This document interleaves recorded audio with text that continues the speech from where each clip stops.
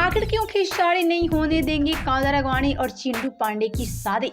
क्यों इनकी शादी होने से रोक रहे हैं खेसारी लाल यादव? आखिर क्या वजह है कि खेसारी लाल यादव कादर अडवाणी और चिंटू पांडे की शादी होने से रोक रहे हैं? वेल तो इसकी पूरी सच आप सभी को हम बताएंगे, लेकिन उससे पहले वीडियो को लाइक कर ले और चैनल को सब्सक्राइब कर ले।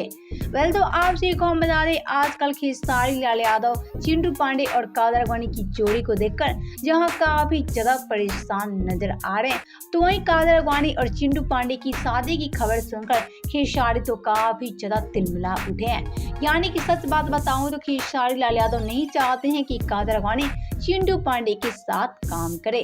आप सभी को हम बता रहे, कादर अडवाणी को खेसारी चिंटू पांडे के साथ जहां देखना तक नहीं चाहते हैं, तो वहीं आजकल इनकी शादी की खबर से खेसारी काफी ज्यादा तिलमिला उठे हैं।